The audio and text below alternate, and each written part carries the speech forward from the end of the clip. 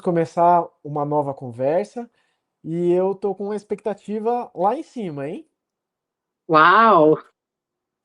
A conversa hoje, já fazendo spoiler, é com uma das nossas colegas, que aqui um pouquinho na introdução, antes da gente iniciar a gravação, ela disse assim: quando eu era estudante, eu ia adorar ouvir estas conversas. Eu acho que muita gente hoje está afim, adoraria de saber como é que é essa trajetória na psicologia. Então, o spoiler é o que ela já pensa sobre o projeto, mas os detalhes a Adriana Sintra vai contar para gente. Bem-vinda. Olá, boa tarde. Olá, tudo bem? Tudo bem, Adriana? Seja bem-vinda. Muito obrigado por você ter aceitado o convite, viu? Eu que agradeço a oportunidade de estar aqui conversando com vocês. Marisa, minha colega de quase 30 anos de profissão, né? Agora conhecendo você, Rafa, pelas entrevistas, e que eu estou adorando também aí a forma como vocês estão conduzindo. A Marisa falou aí já, né, sobre que eu gostaria de ter tido essa oportunidade de saber um pouquinho mais sobre a psicologia e as áreas de atuação quando nós estávamos fazendo as escolhas profissionais. E, obviamente, naquele período pré-internet, né, das cavernas que a gente vivia, nós não tínhamos acesso a tanta informação, né? Então, hoje eu vejo como uma oportunidade sine qua non para qualquer estudante que, porventura, pense em psicologia, ter acesso a esse tipo de informação. Por isso, as entrevistas aqui, não só comigo, as outras que já estão acontecendo e as que virão, eu entendo que são, assim, de uma contribuição imensa para qualquer estudante de psicologia e qualquer pessoa que tenha, porventura, pensado em cursar psicologia em algum momento, né? Tanto para subsidiar a decisão de fazer a psicologia, como talvez de falar, entendi, isso não é para mim, né? Mas Legal. eu acho que é Ou uma... talvez pessoas que não estão exatamente nessa esteira, mas que vão se beneficiar de conhecer um pouco como funciona a área, né? Então, não só os estudantes ou pós-estudantes, mas também outros interessados. Sua fala me deu esse insight aqui também. Isso, acho que é Muito isso. legal. Muito bom. Legal saber que as conversas estão sendo positivas para não só para o Rafa e para mim, né? Começamos com as nossas curiosidades e elas de fato estão impactando de uma maneira legal para mais pessoas. Mas aí aproveitando a sua fala, né, da nossa contemporaneidade do tempo das cavernas, pré-internet, eu faço uma última comentário e você entra então. O comentário que eu conversava com uma outra pessoa esses dias, e ela dizia assim, eu vou ficar ali esperando, então, a atividade terminar, eu ficarei na biblioteca. E eu disse, o que é uma biblioteca? Aí, demos risada, porque estávamos numa sala de aula, os jovens atualmente lidam de uma nova maneira, né, com a facilidade do acesso por aqui. E eu disse, entendi, biblioteca é a caverna onde os dinossauros ficavam. Então, sobre esses novos, atualizar as informações. Mas, tirando as minhas brincadeiras, por que é que você escolheu fazer psicologia? Como é que foi sua entrada na graduação? Conta pra gente. Bem, a minha entrada foi curiosa, né? Primeiro que eu não sei bem se eu tinha escolhido psicologia. O que aconteceu foi que eu tinha, no terceiro ano do ensino médio, eu tinha uma professora de psicologia. Naquela ocasião, a grade curricular do ensino médio contemplava psicologia, e eu acho que no segundo e no terceiro ano do ensino médio, se eu não me engano. E foi aí que eu comecei a entender um pouco o que era psicologia, e nós estávamos usando até um livrinho que era da Ana Bock, do Odair Furtado, da PUC, como referência, e eu falei, nossa, mas que coisa super interessante isso aqui, né? Lidar com a subjetividade das pessoas, e eu me encantei muito pela clínica, né? Com uma ideia assim de poder ajudar, e fiquei realmente encantada com aquilo. Mas na hora de ir lá fazer o xizinho de onde que você queria, que faculdade que você queria e tudo, eu fiquei muito assim dividida entre algumas outras. Olha que a minha história da psicologia jurídica tinha alguma coisa a ver ali, Ah, porque eu fiquei em dúvida entre psicologia e direito e enfermagem, e ninguém entendia isso. Depois é que mais tarde eu fui entender, né? A psicologia e a enfermagem tinham uma questão com cuidado. E o direito tinha uma coisa de uma análise, assim, de tentar entender as coisas com um pouco mais de uma certa estrutura que às vezes eu sentia falta, assim, né? Então, ali já estavam os primórdios do que acabou, que eu vim me tornar, né? Tantos anos depois, só fui entender depois, né? Quando tudo já tinha acontecido. Mas, então, eu posso dizer que o grande start para a psicologia foi justamente ter entrado em contato com essa disciplina lá no ensino médio. E eu vim para, né, prestei a PUC e tudo, com a ideia de fazer a clínica. Essa era a minha ideia do começo ao fim. E eu só tinha duas certezas, que eu queria fazer a clínica e que eu queria fazer um doutorado depois que eu fizesse a faculdade. Não sabia nossa, nem. você já sabia que existia doutorado também. Descobri no primeiro ano e dali eu encasquetei, que eu queria ser psicóloga clínica e eu queria fazer um doutorado porque eu queria me aprofundar. Eu sempre fui aquela boa aluna da escola, tirava notas boas, gostava de estudar, nunca dei trabalho para minha família com relação a isso. Então, daí entrei e fui adorando assim as disciplinas todas, né? A gente teve uma formação muito mais clínica do que qualquer outra coisa. Deixa eu aproveitar só antes que você estique a conversa, fazer dois breves recortes. Nós éramos da mesma turma, né? A gente, desde os primeiros dias, a gente era da primeira turma, já falamos isso outra vez, né? Eram 5 salas, então a gente está falando aqui com pessoas de diferentes momentos iniciais. E, pasme, eu também conheci psicologia no ensino médio, achei sensacional, eu achava que eu era a única pessoa que tinha passado por essa experiência, e você contando agora, achei espetacular. As nuances têm aí umas diferenças para mim, mas isso fica para um outro dia. Eu só queria aproveitar e fazer essa conexão aí com a sua história também. Curiosidade bacana, né? Muito legal. Mas então, você dizia que conheceu o doutorado e seguiu com 2 convicções, a clínica e o tal do doutorado. É. E aí fomos assim, né? Então, curtindo muito as disciplinas, as matérias, amei a faculdade toda, a turma toda, né? A gente estava falando agora há pouco aqui com o Rafa, eu e o Rafa, sobre vínculos, né? E muitos vínculos importantes, né? Ali durante a faculdade e tudo. E, bem, e aí concluímos já no último ano da faculdade, eu já estava buscando trabalho na clínica, né, como estagiária, e já comecei a trabalhar numa clínica de um psiquiatra, e assim foi. Fui trabalhando, estudando, a gente se formou, e aí eu passei a clinicar mesmo, né, não mais como estagiária, e quando a gente... Calma. Foi muito rápido para mim. Eu fui parar na clínica de um psiquiatra, foi de pirlim-pim-pim? Como é que isso aconteceu? Se você puder dar algum detalhezinho.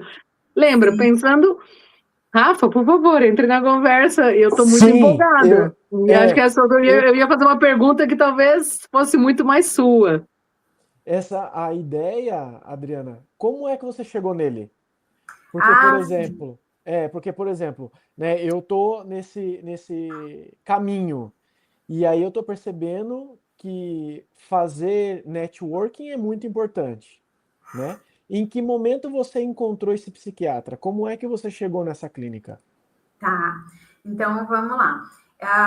Bom, primeiro que eu estava me debatendo aí com a psicologia, tentando não só fazer as disciplinas, como eu pensava logo em poder começar um estágio mais sério, assim, e eu estava também, obviamente, como todo estudante de psicologia, fazendo a minha análise, né? Então, eu estava lá semanalmente na minha análise, falando das minhas preocupações, né, das minhas questões.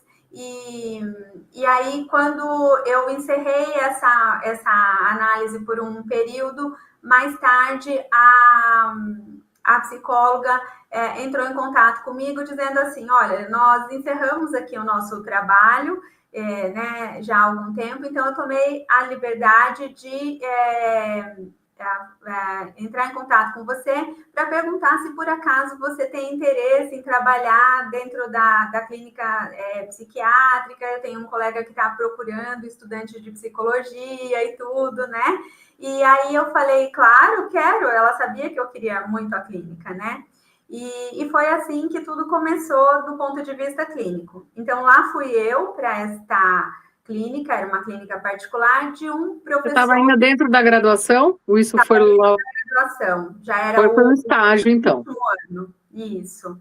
Então, foi o último ano que eu comecei a ter esse contato com esse psiquiatra e fui para essa clínica, né, estagiando e tomando o pé do que se tratava, né? Então, durante todo o quinto ano, além de todos os estágios que nós fazíamos, do nosso TCC e tudo mais, eu já comecei a trabalhar nessa clínica. Lembra que eu era uma boa estudante, não sei o que e tal? E aí, junto com tudo isso, ao longo da trajetória da faculdade, eu fazia pesquisas de iniciação científica. FAPESP, CNPq, né? Então, eu tive também algumas premiações de pesquisa, de iniciação científica. Mas abre esse parênteses. Que eu adoro os detalhes, porque eu quero resgatar minha memória. Com quem foi?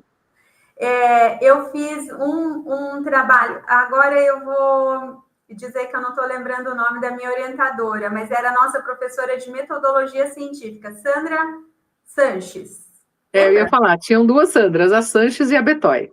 Isso, era a Sanches. E aí ela me convidou, assim, porque eu acho que eu tinha essa curiosidade mesmo do estudo, de aprofundar as coisas, e ela me convidou durante ali a graduação, acho que no segundo, terceiro ano, e aí eu comecei a fazer as pesquisas. Então, fazia pesquisas. Curiosamente, a minha primeira pesquisa foi sobre por que as pessoas escolhem estudar psicologia. E olha isso, e daí eu descobri que as pessoas escolhem, pelo menos naquele momento, escolhiam estudar psicologia porque estavam muito interessadas em entender o comportamento dos outros e as próprias emoções e comportamentos, né? E eu achei isso muito interessante. Daí veio o convite para uma segunda pesquisa. E eu estava super curtindo, porque era tudo que eu queria fazer. Eu era paga agora para estudar, olha que coisa interessante, né? Porque com a bolsa do CNPq, da FAPESP, né? A gente, estudante, sabe como é, ganhava ali um dinheirinho, uau, que bacana. E assim continuei, e até o último ano, acho que eu estava terminando uma pesquisa. Essa pesquisa foi premiada no prêmio Aniela Ginsberg. Sim, da Fundação Aniela. Da Fundação Aniela, que é uma fundação que tinha, não sei se ainda existe dentro da PUC, que pesquisa, que premia pesquisadores que se destacaram e tal, né? Então, eu cheguei a ganhar esse prêmio. Meus pais ficaram muito felizes, porque a PUC era cara e o prêmio era, sei lá, 6 meses de pagamento, né? De pagamento e tal, né? Então, foi bom. E aí eu acho que nessa questão da pesquisa de iniciação, já vou dando um spoiler sobre o que veio depois, porque lembra da história do doutorado, né? Uhum. Então, ali eu descobri que até chegar no doutorado eu tinha que passar antes pelo mestrado. Falei, nossa, agora eu vou ter que fazer 2 coisas, né? Eu não estava imaginando isso.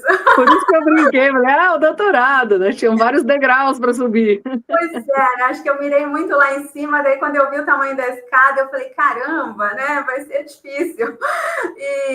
Mas aí, uma amiga da graduação me convenceu da gente já prestar no último ano. Então, enquanto a gente estava terminando ali o 5º ano, para o mestrado, então a gente já emendou, entendeu? Então direto. Depois, eu vou me conter aqui para não ficar fazendo tantas interrupções e detalhamentos. Mas depois, no final, se quiser contar quem era amiga, e aí a gente também conversa com a amiga, tá tudo valendo. Tá bom.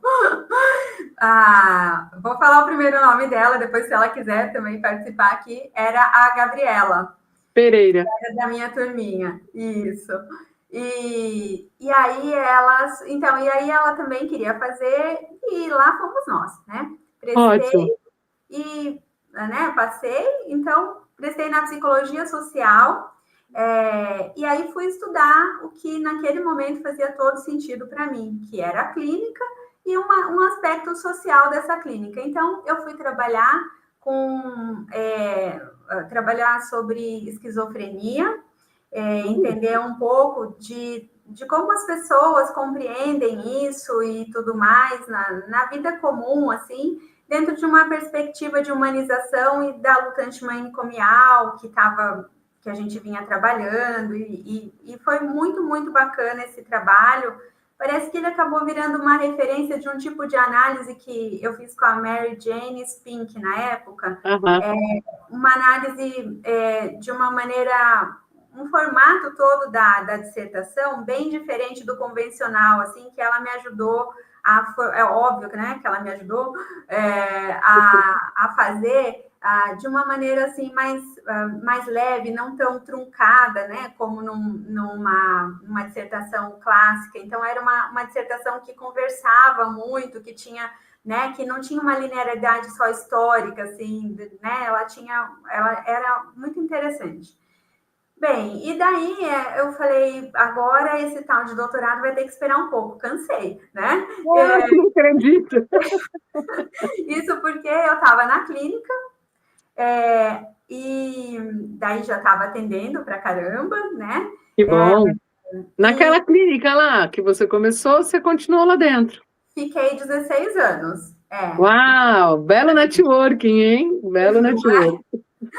Aí fiquei lá 16 anos e, claro, essa clínica, e principalmente no começo, eu fui fazer vários cursos, participar de congressos, essas coisas que exigiam, né, que eu entendia importantes para uma construção de uma base teórica, para poder ir atualizando e aprendendo muitas coisas que foram extremamente importantes para mim. Então, eu fui fazendo cursos ali de extensão, cursos de pós-graduação lato sensu dentro da clínica também, independentemente de ter feito o próprio mestrado, e daí fui convidada para dar aula de psicologia numa faculdade aqui em São Paulo.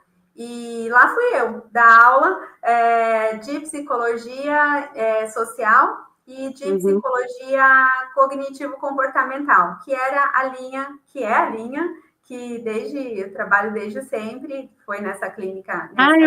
Eu quase te perguntei, mas você já trouxe antes da pergunta. Então, eu segui com a TCC como minha abordagem teórica, e daí fui dar aula sobre isso também nessa faculdade. Daí passei depois de fiquei lá 5 anos, daí passei a supervisionar alguns estágios, tanto na psicologia social quanto na clínica. Depois eu fui convidada para dar aula numa pós-graduação da própria faculdade em psicopedagogia, daí ficava na graduação e na pós, e passei a dar aula e orientar alguns TCCs dessas alunas. E daí eu comecei a sentir uma coisa que eu acho que eu sou uma eterna estudante. Eu falei, caramba, né? Eu estou aqui ensinando e trocando com os alunos e tudo mais, mas assim, eu estou sentindo falta de estudar. Eu estou sentindo que tudo que eu tenho eu estou doando, né? E estou aqui e eu estou querendo voltar a ser um pouco aluna. E foi então que eu pedi demissão dessa faculdade e da pós-graduação e fui prestar meu doutorado. O tal doutorado. Cheguei lá, né? E daí o que eu fiz? Nisso eu decidi prestar o doutorado, estava pensando em prestar na USP e na PUC, e daí apareceu uma oportunidade com a Lelê, lembra da Lelê? A Helena Bromberg?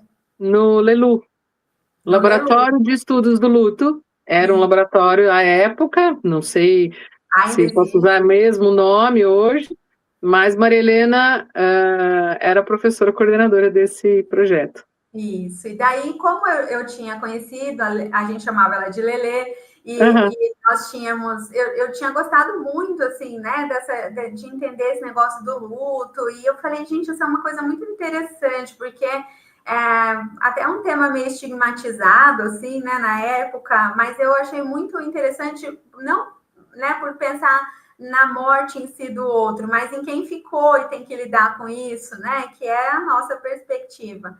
Então, tá bom, fui lá, fiz um projeto, a Lele me aceitou, fiz a prova, passei, beleza. Então, comecei a fazer o tal do doutorado, né? E estava adorando as matérias e tudo, quando de repente me surge um convite para fazer o doutorado na USP. E o tema era um tema que eu queria muito trabalhar também, que eu tinha muito na clínica, que era sobre ansiedade. E aí eu fiquei ansiosa. E aí eu fiquei muito ansiosa, porque eu falei, caramba, agora são duas coisas que eu curto muito. O que eu vou fazer, né? E aí o luto e a ansiedade e tal. E eu fiquei me debatendo com aquela história toda. Eu falei, bom, eu não preciso escolher nada por enquanto, eu vou fazendo aqui, eu vou prestar lá. Nem sei se eu vou passar, né? Porque o fato de eu ter sido convidada para fazer parte de um grupo de pesquisa sobre ansiedade no Hospital das Clínicas não significava que eu ia passar, tinha que primeiro passar, né? Fazer toda... Tinha que um monte de etapas. Fazer o projeto, ser aceita, fazer a prova de inglês com conhecimento específico e tudo, né? Então, eu decidi arriscar. E fui lá e prestei o doutorado e você acredita que eu passei? Aí eu fiquei assim, incrédula. Aí quem ficou ansiosa fui eu, já podia ser sujeita da minha própria pesquisa, né? Porque eu não sabia o que fazer. E fiquei me debatendo com aquilo, mas aí, por fim, eu decidi que eu ia fazer a USP, né? Que já tinha ficado bastante tempo na PUC, já tinha dado meu tempo de PUC. Então, queria experimentar uma... Graduação e mestrado, com certeza. E o tal do doutorado, então, aconteceu na outra universidade. Na outra, na concorrente. E daí, então, foi que eu fui para a USP. Então, minha coleta de dados aconteceu dentro do Hospital das Clínicas, com pacientes que sofriam de transtorno de ansiedade, de transtorno obsessivo-compulsivo, que é uma variante aí de transtorno de ansiedade. E aí eu atendia alguns pacientes lá e fazia a análise de uma aplicação de uma técnica que hoje está mais conhecida aqui no Brasil, que era a estimulação magnética transcraniana. E eu estava tentando entender se aquela estimulação feita pelos médicos numa região do lobo frontal esquerdo do cérebro, ela ajudava a reduzir os sintomas do toque, né, em pessoas que já tinham isso cronificado e que não respondiam mais às medicações. E assim foi, fiz todo esse doutorado aí, assim, atendendo no hospital, fazendo a coleta de dados ali, fazendo as disciplinas na medicina e na psicologia, e concluí o tal do doutorado. Uau, né? Que coisa bacana. Só um recortezinho de cronologia. Que data foi essa conclusão? Foi em 2009. Então, eu quis fazer o recorte, porque se você começou dizendo que tem alunos, estudantes, pessoas interessadas em conhecer a trajetória, você disse assim, lá no comecinho da faculdade, no primeiro ano, 94, você escutou do tal do doutorado, mas você só conseguiu chegar nele em 2009, né? Então, deu trabalho. Tem muito trabalho e muita dedicação para essa coisa de estudar, né? De meio que largar um pouco uma parte da sua vida aí para se dedicar a fazer isso, né? Porque a gente sabe o quanto é exigente. Então demorou todo esse tempão. E daí o que aconteceu, né? E por que eu terminei o doutorado em 2009? Podia ter sido no início de 2010, mas eu estava grávida da minha filha. Que legal! Aí eu descobri a gravidez, eu estava ali para, né, já me caminhando para o último ano do doutorado, já estava, né, podia ser, eu tinha planejado que a defesa seria em 2010, mas aí veio a gravidez e eu descobri que ela ia nascer no início de 2010. E aí eu falei, agora eu preciso encerrar esse negócio, não posso. Eu tinha que escolher qual filho você ia cuidar dali para frente, a filha ou o tal do doutorado. Tinha que fazer o parto do tal do doutorado primeiro, para depois o da filha. Boa! E aí, então, foi uma corrida, assim, para concluir. Naquela época não tinha essa opção de a gente fazer a defesa da tese aqui via internet. Então, eu tinha gente de banca que vinha de uma faculdade, por exemplo, do Rio de Janeiro. E aí a gente fez uma correria para conseguir comprar passagem, trazer o professor para a banca para estar aqui no dia 18 de dezembro, né? Quando assim, a USP já estava fechando as portas né, e eu falei, a gente precisa dar conta disso para eu poder ter terminar a fazer a defesa e daí ficar tranquila, né? Imagine com um bebê recém-nascido, como que eu ia conseguir terminar de escrever o doutorado e defender. Bem, dito e feito, foi assim. Então, ela nasceu em março, início de março, e aí o doutorado concluído, e aí segue uma outra página da minha vida, um outro capítulo que mistura um pouco da vida, né, da minha vida como mãe e como psicóloga. Então, eu queria muito participar da maior parte que eu pudesse dos momentos dela, de estar junto e tal. E eu fui percebendo que a clínica, coisas que eu não questionava antes, passei a questionar. Então, eu via que, assim, boa parte dos meus atendimentos, eles estavam concentrados no início da manhã e no final da tarde e à noite. Uhum. Por quê? Porque as pessoas têm compromissos, trabalham, estudam, né? E como a psicoterapia é uma coisa que exige uma frequência semanal, não é ocasional, então estar ali no meio da tarde é mais difícil. Quem atende criança, adolescente, consegue ter uma clínica à tarde um pouco melhor, assim, né? E eu percebi que eu tinha que estar pela manhã e à noite, e ficava essa brecha. E eu queria estar com ela também. E eu falei, caramba, como é que eu vou conseguir lidar com isso? E lá no mestrado, eu tinha conhecido uma assistente social que trabalhava no fórum. Ela estava fazendo o mestrado comigo, a Flávia, e ela trabalhava no fórum e ela foi me contando um pouco sobre o trabalho, como era, né, ela assistente social e os psicólogos que trabalhavam e tudo. E ela me avisou ali em algum momento, olha, vai ter um concurso, dá uma olhada aí e tal, né, veja o que você acha. E eu falei, quer saber de uma coisa? Eu acho que eu vou prestar esse tal desse concurso aí, porque então a área jurídica, blim, brotou de novo. Brotou de novo. E eu falei, essa história pode ser interessante, porque é um trabalho de meio período. Eu acho esse negócio de entender, de estruturar um pouco melhor, assim, o entendimento, né, de algumas coisas dentro da psicologia interessante. E o direito que tinha ficado lá atrás, então, apareceu. E aí, eu, muito perdida, porque eu não sei, nunca tinha prestado um concurso na vida, não sabia como é que era isso. Eu estava na clínica, eu estava cuidando da minha filha. Vocês imaginam como que estava a minha vida? Ela estava pequenininha, né?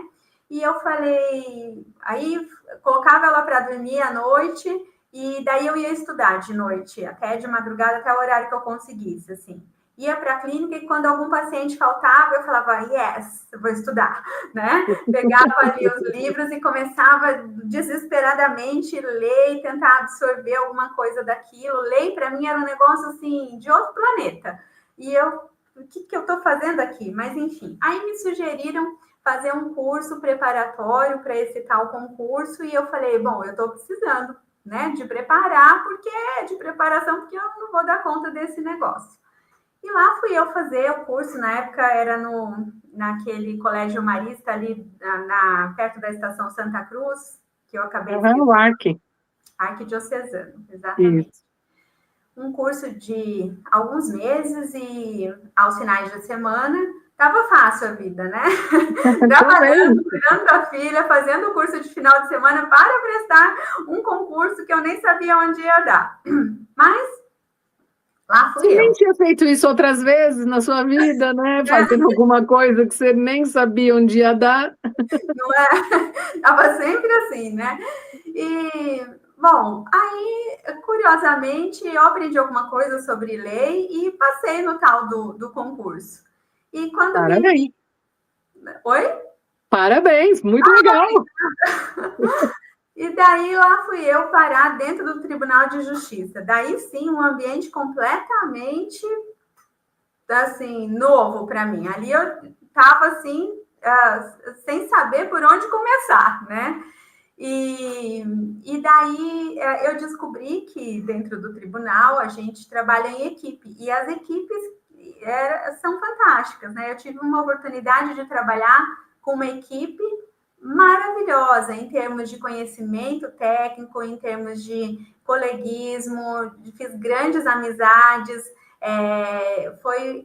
Elas me ensinaram, digo elas porque só tinha mulheres nessa equipe, assistentes sociais e conheci alguns psicólogos, embora eu tenha trabalhado a maior parte do tempo com uma equipe reduzida em psicologia, tinha mais assistentes sociais, mas ali eu fui treinada fazendo, né? Então, que é a melhor forma de aprender, e lendo e fazendo e assim foi. Então, aí começou a minha história com a psicologia jurídica, que me atendeu do ponto de vista, naquele momento, de ter o meu tempo para dedicar à minha filha, né? Porque daí eu tinha um trabalho de meio período, eu fiquei afastada da clínica por acho que 1 ano e meio, mais ou menos, para poder dar conta de tudo isso. E aí fui entender a tal da psicologia jurídica. E aí já tem muita coisa para falar. Vocês querem me perguntar alguma coisa? É só o Rafa. Sim, sim. A abordagem te ajudou naquele momento ou não? A Ou se abordagem realmente clínica? isso, ou realmente não, foi do zero para você?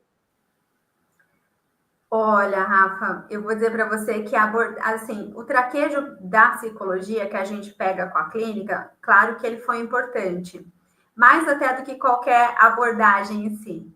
Mas ali o contexto era totalmente diferente, né? Então, ali eu tinha que fazer um papel que eu nunca tinha feito na vida antes, que era o seguinte: na clínica a gente tem uma interação com o outro de ajuda, né? Então, você tem uma queixa e procura o profissional da psicologia, e esse profissional vai tentar entender a sua queixa e vai te ajudar. Na psicologia jurídica, a intenção última era ajudar crianças.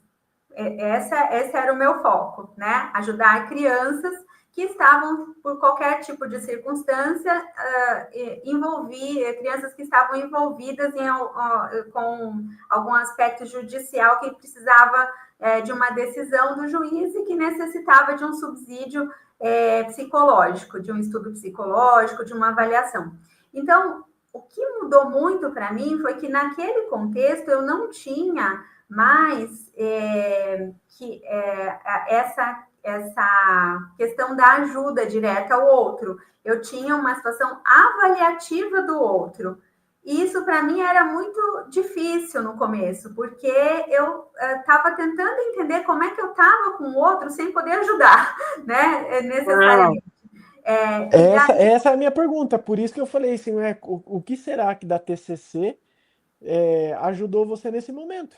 Uhum. Então, ali eu diria que algum raciocínio clínico na forma de entender o outro, de fazer perguntas, sim, ela esteve sempre presente, mesmo que quisesse tirar isso de mim, não tinha como, já fazia 20 anos que eu estava nessa, então esse raciocínio estava lá. mas agora eu tinha que jogar para responder a pergunta de um juiz, né? Que era isso, no fim das contas eu estava lá para isso. E aí eu fui entender como é que eu podia adaptar isso ali dentro do judiciário, e mais do que a própria formação anterior, esse trabalho com a equipe que foi me ajudando a entender o trabalho em si, me permitiu desenvolver uma forma de avaliação e de busca dessa resposta, escrevendo laudos, entregando para, né, também colocando dentro dos processos, de uma maneira que atendia à necessidade do judiciário, ao mesmo tempo que eu tinha uma visão global, né, assim, daquele outro que estava na minha frente, mas que eu restringia para poder, vamos dizer, colocar isso dentro de uma perspectiva daquilo que estava sendo perguntado para mim, né? Então,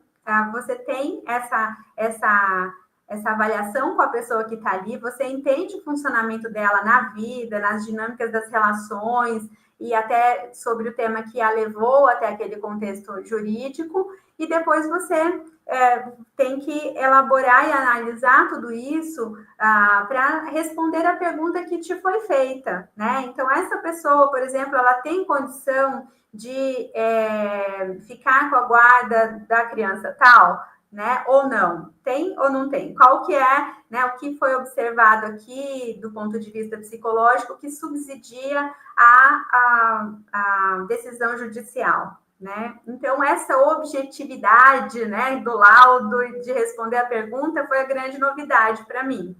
Posso dizer que isso é o tal do parecer técnico, aqui tentando usar um termo, porque é isso, você era uma especialista, que eu chamei aqui de técnica, né? Você era conhecedora de uma especificidade, então você dava um parecer, olha, o meu olhar indica isto. É assim? Eu posso traduzir o meu entendimento? Quase um parecer, Marisa. Se a gente for seguir as normas do Conselho Regional de Psicologia, né, e o federal, você vai descobrir que o laudo e o parecer são coisas distintas, né? Então, o laudo é assim, quando... Vou falar bem grosseiramente, tá?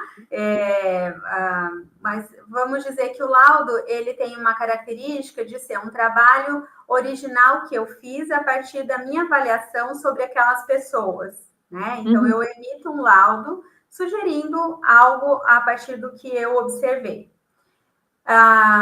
Já o parecer, ele vamos dizer assim, ele é justamente eu sou chamada para avaliar algo que já aconteceu, uma situação que já está em andamento, e para eu dizer se aquilo que está ali, né, se eu concordo, discordo, né? Então, o parecer, ele, vamos dizer assim, é um trabalho importante também, mas ele é um trabalho mais, assim, sobre olhar de fora aquilo que já foi feito, né? Então, ele é mais breve e ele tem um outro objetivo, né?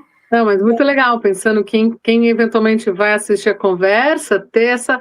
Eu quis mergulhar um pouco dentro do cotidiano, de alguma maneira, né? Uma palhinha aí, você, como especialista, podendo orientar a gente que está aqui fora, como leigo, entendendo a complexidade do fazer da psicologia nesse ambiente, né? Nesse contexto que você está contando.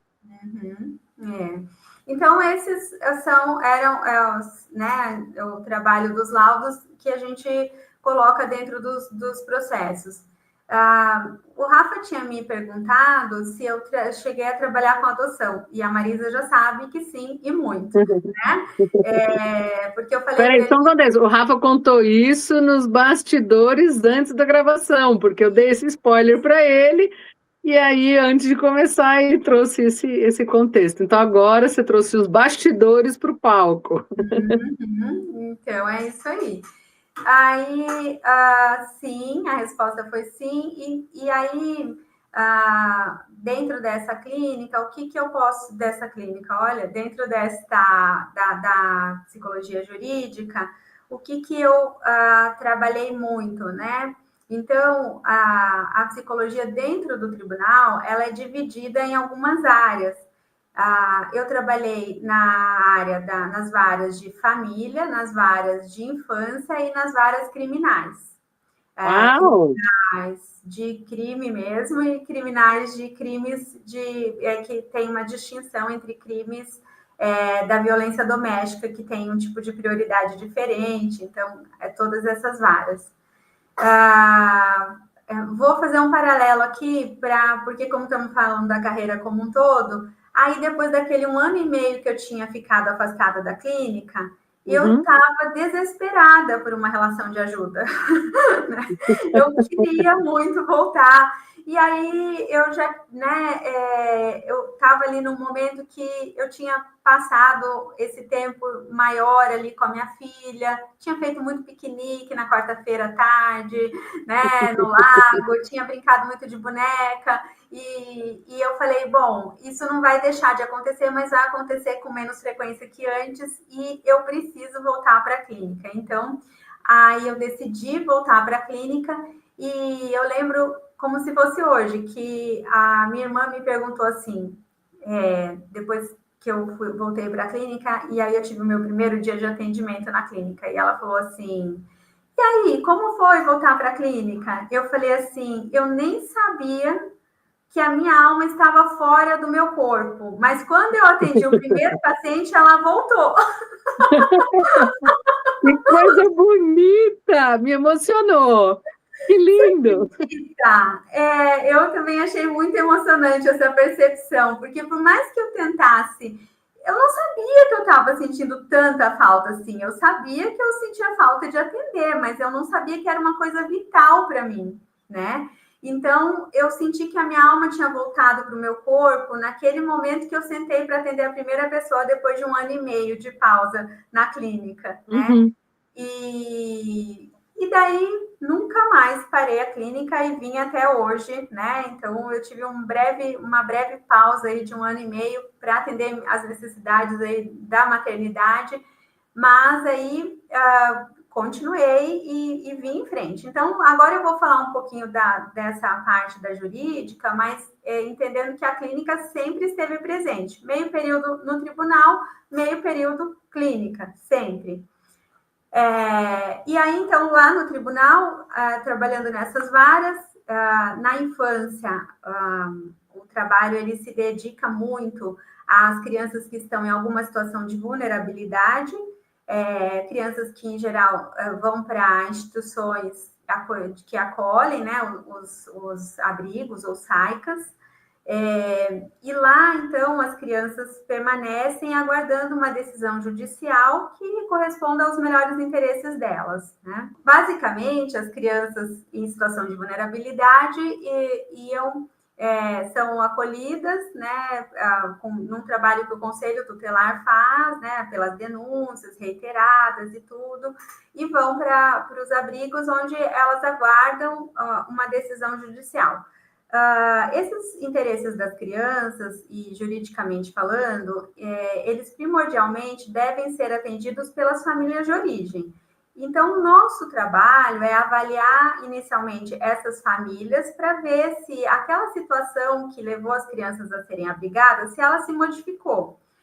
Então, por exemplo, se os pais que eram usuários de algum tipo de substância foram fazer tratamento e pararam de usar, se eles estão agora dispostos e saudáveis minimamente para retomar os cuidados com esses filhos, se a negligência que estava acontecendo por algum outro motivo, né, agora os motivos foram sanados, se a situação de violência doméstica que existia naquela casa, naquela família, ela deixou de existir, então agora as crianças não são mais vítimas de violência, não seriam mais. Então, vamos dizer que as situações foram sanadas, então a avaliação com essas famílias, a nossa avaliação, vai indicar que a situação foi sanada e que é bem possível que a criança volte para aquela família naquele momento que a gente vai sempre trabalhar com uma linha temporal do momento presente,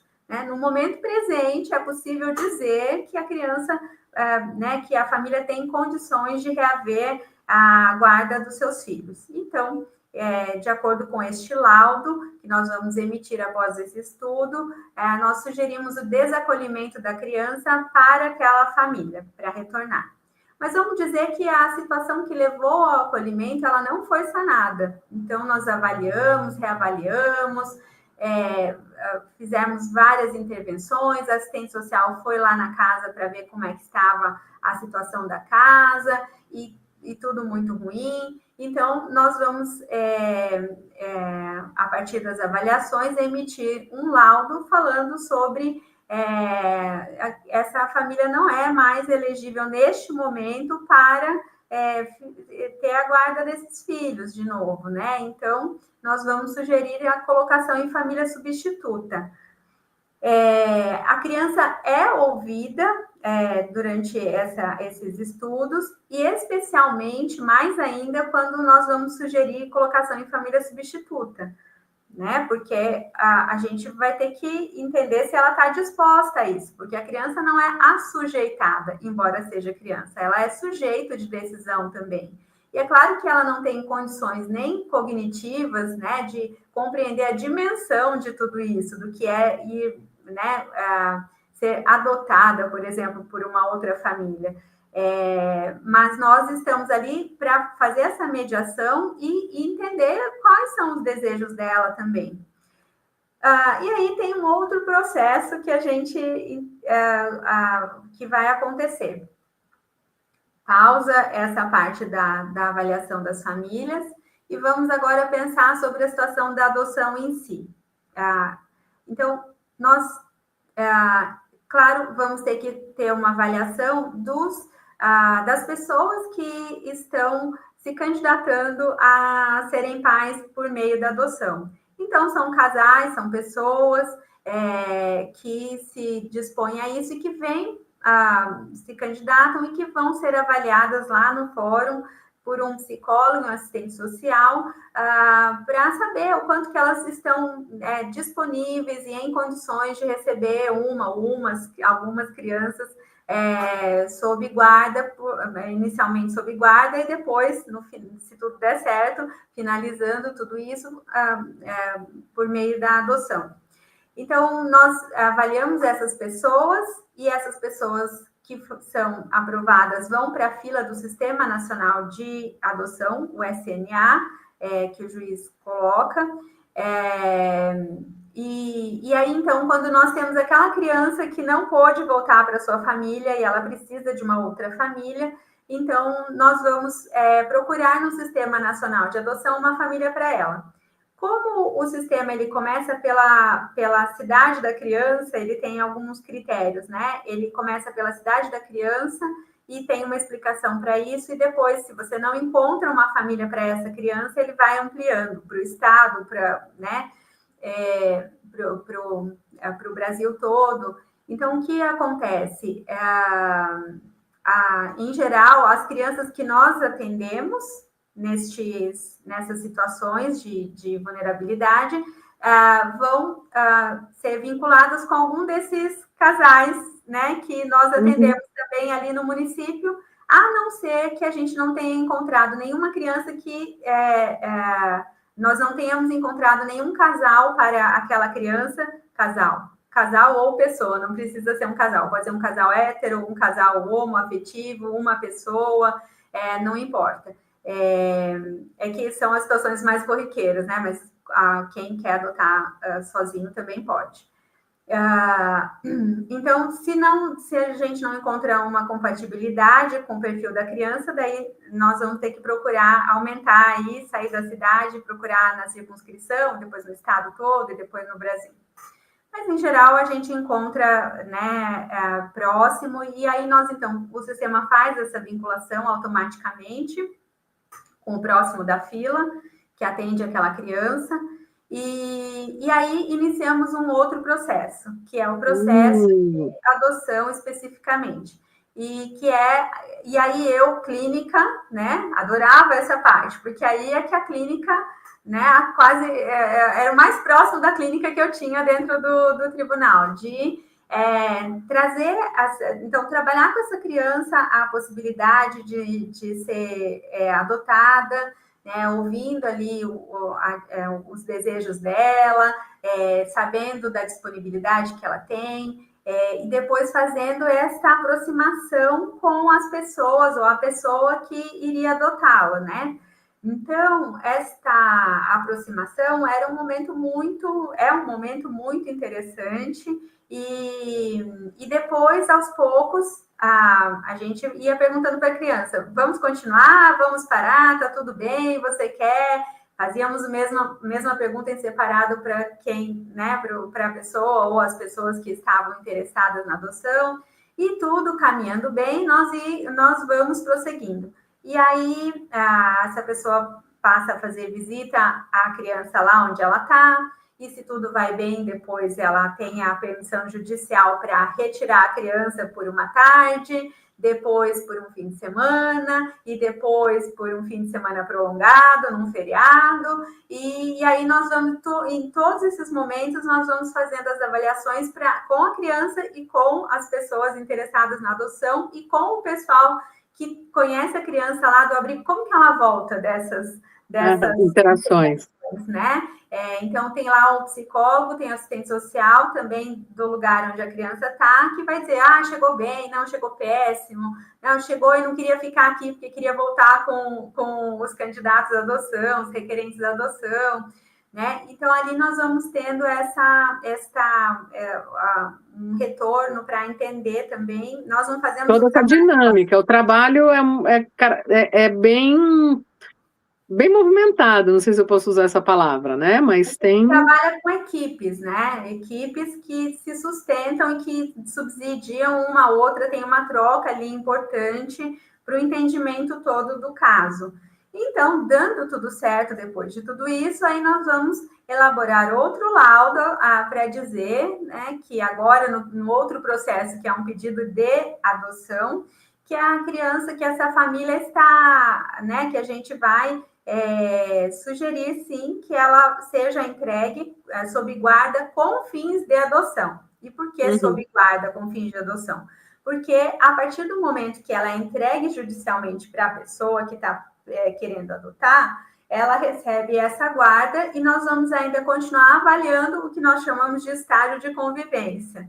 No estágio de convivência, nós vamos chamar algumas vezes a criança e esse pai ou esses pais para saber como é que está caminhando essa convivência ali, se está dando certo, se eles estão tendo dificuldades.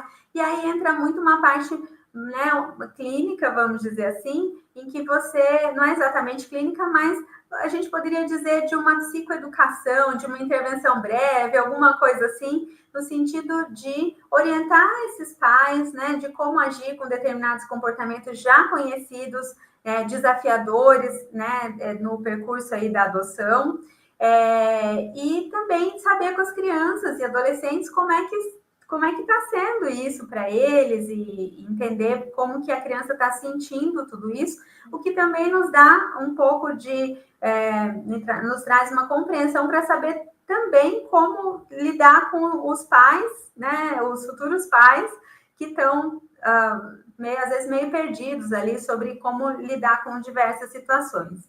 Então, ali nós fazemos algumas intervenções, e ao longo do tempo, e se tudo deu certo, em algum momento a gente diz, olha, e emite o laudo e diz, então, nós compreendemos que neste momento, né, não há necessidade de novas avaliações, porque a interação está sendo boa, está sendo positiva, atendendo os melhores interesses da criança, e nós sugerimos que Vossa Excelência, o juiz, possa finalizar o processo de adoção. E daí, então, se concretiza, se ele assim, concordar com a nossa sugestão, se concretiza a adoção em si, que é quando o documento da criança recebe o nome daqueles pais, é tirado o nome dos pais da agora família biológica, né? E então entram esses pais adotivos. Então, esse é o processo de adoção, e eu estou falando aqui de uma maneira muito grosseira, porque tem muitas minúcias e detalhes, mas eu acho que até seria cansativo para quem não é da área, porque né, entrar em lei, em aspectos muito minuciosos da psicologia da adoção, eu acho é bem denso. Isso é a infância, né? Uma parte do trabalho. Aí tem a família, né? Daí na família tem ainda tem as questões de guarda e de regulamentação de visitas ou de modificação de guarda, que significa assim que já houve uma regulamentação judicial anterior, mas que por algum motivo uma das partes interessadas, ou o pai ou a mãe, quem quer que seja, às vezes os avós, estão requerendo uma modificação de algo ali, seja da guarda, seja do modelo de visitas que ficou estabelecido, e aí então o juiz pede quem pede somos nós, ele determina a avaliação, né, psicológica para entender essa família, essa dinâmica, o que está acontecendo e o que novamente atenderia aos melhores interesses daquela criança.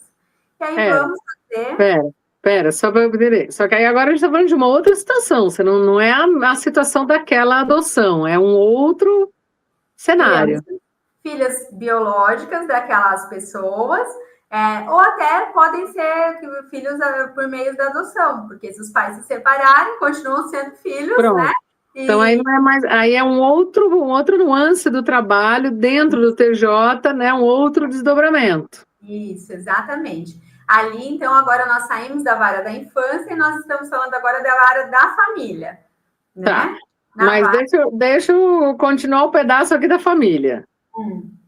Rafa, você ia perguntar uma coisa? Sim. Foi a pausa da água e da pergunta. Adriana, tudo, por exemplo, então eu me formei, né, em psicologia. Eu simplesmente, para passar por todo esse processo, todo esse ensinamento, eu só não, né? Mas eu tenho que fazer o concurso. Ou existe outras coisas prévias para isso? Tipo uma especialização? Então, quando nós fizemos a faculdade, não existia na nossa grade curricular psicologia jurídica, né? Hoje, felizmente, existe na grade curricular a psicologia jurídica, e aí os alunos têm a oportunidade de conhecer um pouco sobre nuances desse trabalho, entender como funciona, e isso já é algo que ajuda. Ajuda para decidir na decisão, né, se quer trabalhar com isso ou não. E nós sabemos que sim, nós temos hoje em dia especializações, cursos lato sensu, que possibilitam um contato teórico com as questões desenvolvidas ali pelo trabalho do TJ. Mas não necessariamente, para se tornar um psicólogo judiciário, você precisa ter feito essas especializações ou esses cursos extras. O que você realmente precisa é estudar bastante para passar no concurso, que vai ser exigente, ele vai te exigir bastante conhecimento sobre a psicologia em si, sobre o desenvolvimento infantil, porque, no fim, o nosso foco são as crianças, né? Sobre a compreensão das famílias, vulnerabilidades sociais, leis, especialmente aquelas que envolvem a criança, Então, assim, o concurso, ele, pela exigência de tudo isso que você está falando, ele acaba sendo uma preparação para esse contexto. Mas ter a especialização, tá? Acho que o Rafa pensando aqui, estou estudando psicologia, como é que eu entro, tal. Então, para conhecer, eu diria que hoje as pessoas assistem a sua entrevista, a nossa conversa aqui, já começa a dar um panorama. E as perspectivas, especializações e tal. Mas para entrar neste mercado, o próprio concurso já parece ser um pedaço da preparação pela complexidade do que ele exige de estudo prévio, né? Isso que estou entendendo.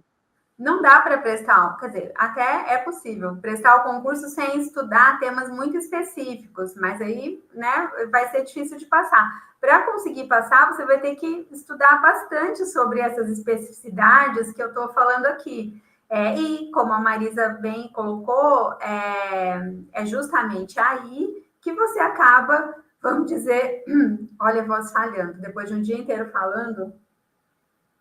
Ainda bem que você estava preparado e já estava com um copo d'água aí. Já me conheço, então eu deixo a minha aguinha sempre perto. Bem, então, é claro que estudando de forma mais específica sobre esses temas, né, no caso para o concurso, você vai ter um conhecimento teórico que vai já começar, pelo menos assim, te dar uma ideia do que vai acontecer lá quando você entra para trabalhar de verdade. Mas é claro que, como todo concurso, neste também, as especializações, mestrado, doutorado, eles têm uma pontuação que colaboram para que você esteja à frente de quem não fez nenhum tipo de especialização, nem nada. Acontece que não precisa necessariamente ser dentro da psicologia jurídica. Eu, por exemplo, meu mestrado, meu doutorado aconteceram na psicologia clínica. E ainda assim, eles valeram como pontuação dentro desse concurso. Né? Mas deixa eu aproveitar que você falou do mestrado e doutorado. Você contou uma história lá atrás, e aí eu fiquei esperando aqui para ver se tinha um clique, então vou perguntar objetivamente. Você fez o doutorado na USP, estudando as questões de ansiedade, você contou isso. Mas você estava já também olhando para as questões de luto, né, nesse mais ou menos mesmo tempo e tal. E contou aqui para a gente um pouco a complexidade, os trâmites das questões de adoção. A nossa conversa está maravilhosa, mas o nosso público não vai aguentar mais muitas perguntas e intervenções. Então, vou ser bem objetiva, apesar desse preâmbulo. Quando você falou de adoção, eu pensei, e por isso que eu trouxe o tema do luto, para algumas famílias, a adoção, ela dialoga com o luto no sentido de o desejo, né, de ter um filho biológico não realizado. Então, eu queria, assim, fechando a nossa conversa, já que você deu a oportunidade de entrarmos nesse aspecto tão complexo, de pensar nisso, uma palhinha. É uma pergunta muito doida para mim. Por que eu fiz ela? Porque quando você foi contando, várias coisas foram se encontrando na sua história. E me deu esse insight se esse não é um outro tipo de encontro. Totalmente, Marisa, totalmente. Mandei bem. Fez um golaço. Porque, assim, as pessoas que se candidatam à adoção a serem pais pelas vias da adoção, em geral, né, tiveram alguma dificuldade de ter o filho biológico, mas não necessariamente, né? Ainda podem ter tido os filhos biológicos e ainda assim quererem adotar. Mas muitas vezes são pessoas que tiveram que enfrentar um processo de luto com relação à não possibilidade de gerar filhos e daí passar por isso até chegar à adoção. Então, tem um processo de luto importante aí. Mas mais do que isso, tem uma outra questão, que a criança que passou por toda essa história, ela vivenciou muitos lutos. Muitos lutos. Os lutos primeiro, né, do sofrimento ali por, né, não ser atendida nas necessidades dela, o luto por ser separada dessa família inicialmente e ir para um abrigo, o luto de depois ter encontrado amigos no abrigo, feito amizades importantes para ela, criar algum tipo de conexão, não dá nem para dizer grandes vínculos, né? Porque o tempo ali tem que ser diminuto, não é para ficar anos no abrigo. Mas ela criou alguma conexão com o cuidador e tudo mais, daí ela vai para outra família, então ela tem que passar por muitos lutos, da família original, dos amigos do abrigo, do cuidador do abrigo e da escola que ela estava estudando, se ela já era maiorzinha, da escola que ela estava estudando, que aí a família que adota leva ela para outro canto, e daí ela tem que, né? Então, essa criança vem cheia de enlutamentos, vamos dizer assim. E nós temos também que compreender isso, e tudo isso acaba interferindo no estágio de convivência, né? E quem adota precisa entender tudo isso, porque se não entender que aquela criança também está num processo de sofrimento, além de querer muito uma família, não vai dar certo, né? Não vai dar certo isso. Então, aí está a nossa sensibilidade, que eu digo que é quase que uma clínica breve dentro desse estágio de convivência, a avaliação do estágio de convivência para ajudar a criança e os pais adotivos, adotantes, vamos dizer assim, estabelecerem uma dinâmica que respeita essa história da criança, que é fundamental que seja respeitada, e que, ao mesmo tempo, consiga, né, lidar com os lutos que já aconteceram anteriores na vida deles, para até chegar à adoção, e construir um caminho que agora é único e é deles, é um caminho novo. Muito legal. Né, mas que traz a história de cada um, né? Então, sim, a adoção, ela remete ao luto, diretamente. Eu queria voltar para o Rafa aí, mas eu vou fazer só meu último apontamento. No recorde de quando você fala da história de cada um. Eu achei linda essa história e me deu esse insight de trazer como os elementos foram, de alguma maneira, se conectando. Então, olhar para o luto, enquanto um processo extremamente complexo, né? Ele também aparece, e eu diria mais, não é só, e aí a lógica que é minha forma de compreender, posso estar equivocada, mas falar da clínica não é falar exatamente ou exclusivamente de um setting clínico, mas de um olhar clínico, e eu acho que esse é o seu modo de ver a vida, né, que você pode extrapolar os muros do setting, né, do ambiente clínico. Então, acho sensacional que você está dividindo com a gente a sua história, a sua carreira. Fecho aqui com esse apontamento último meu. A gente teve, eu lembrei, enquanto você falava, a disciplina do luto da criança, uma disciplina eletiva de 3º ano com a Lelê. Né? Foi aí que eu conheci esse trabalho. E aí eu acho que muito legal, né? Porque eu estou voltando pensando na formação e nos desdobramentos que nos trouxeram até aqui. Uhum. Eu vou fechar. É difícil, hein? Talvez eu ainda entre. Eu sempre falo, vou fechar e faço o último pitaco. O Rafa conhece bastante esses palpites. Rafa, suas considerações, palpites, perguntas. Estamos para lá de Bagdá. Não, primeiro eu fico, né? Estou bastante lisonjeado, né? De conhecer mais uma pessoa assim que é brilhante. Nossa, parabéns mesmo, viu, Adriana? Porque eu sei, a vida é assim, né? Ela não é só feita de rosas, mas de grandes escolhas e algumas são bastante difíceis, mas como que é bonito encontrar que tudo que você foi fazendo foi se moldando para chegar onde você está agora, né? Uhum. Isso é muito bonito. Isso é muito bonito. E faz me ter mais curiosidade quando eu for ter essa disciplina, eu falar assim, era disso que a Adriana tá falando. Uhum. Isso é muito legal. Uhum. Bom, eu queria ter tido essa oportunidade de saber um pouquinho dessas coisas antes de ir parar lá. mas eu diria para você, Dri, para a gente fechar, que nós somos pessoas privilegiadas pela formação que tivemos, que nos permitiu caminhar esses desdobramentos, né? Então, trilhar cenários desconhecidos, é muito do que você contou, criar muito desses trabalhos que precisaram ser tateados, inclusive, como talvez ainda muita coisa hoje continue sendo inovadora em outros tantos campos, mas eu concordo com o Rafa aí, uma conversa inspiradora, uma carreira muito potente, assim, muito bonito de ver, e acho que eu estou falando isso fechando a minha curiosidade original, que era o que aconteceu com os meus colegas ao longo do tempo para chegarmos e estarmos onde estamos. Uhum. Posso fechar concluindo que hoje você segue no TJ, segue na clínica e segue sendo muito feliz.